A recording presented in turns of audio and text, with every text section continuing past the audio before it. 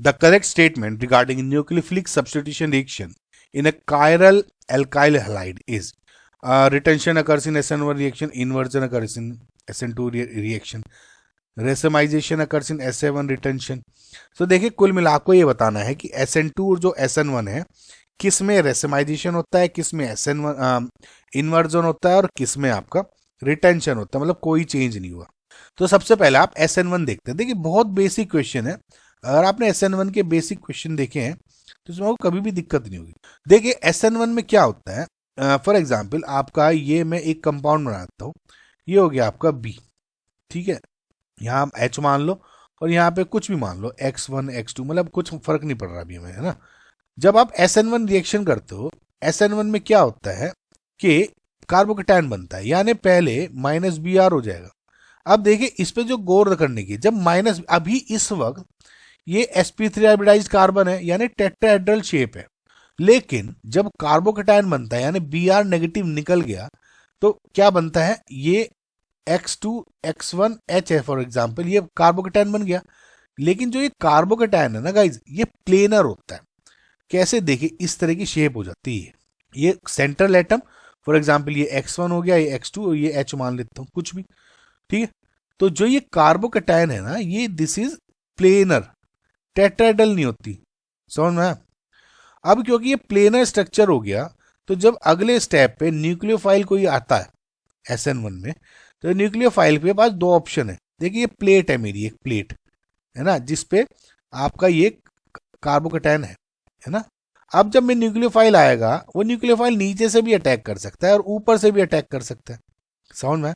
For example H2O से मैं attack कर रहा हूं, तो OH नेगेटिव, जो OH जुड़ेगा बेसिकली ऊपर से भी जुड़ सकता है, नीचे भी जुड़ सकता है।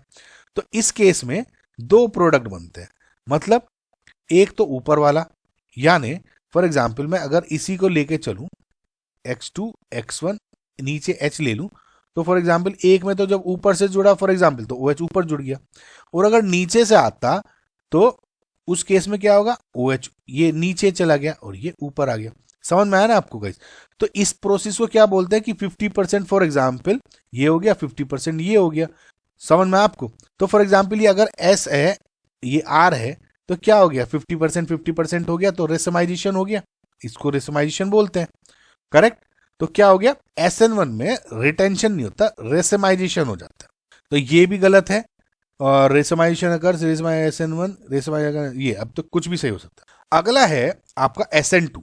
SN2 में अगर आप देखेंगे, SN2 में क्या प्रोसेस होता है। फॉर एग्जाम्पल अगेन मैं वही आपका ले लूं, X1 कोई भी X2 कुछ भी जुड़ा हुआ है, ऊपर आपका Br है फॉर एग्जाम्पल, नीचे H है, H मान लो, कुछ भी फर्क नहीं पड़ता इससे।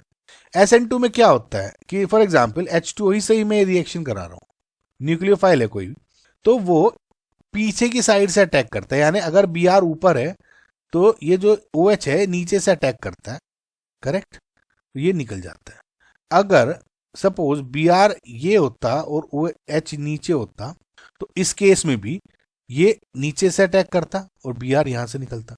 इस केस में अगर आप देखते तो क्या प्रोडक्ट बन जाता, X1 X2, क्योंकि इसने Br ऊपर साइड था और H नीचे था, तो इस केस में क्या हो जाएगा, नीचे आ जाएगा OH, समझ रहे हैं, और H ऊपर इन्वर्ट हो जाता है स्ट्रक्चर बेसिकली।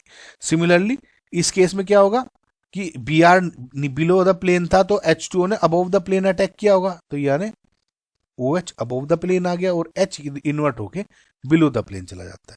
तो ये क्या हो गया, इन्वर्जन हो गया। फॉर एग्जाम्पल ये R है तो ये S हो गया, ये S है फॉर एग्जाम्पल तो ये R हो गया, इस तरह से।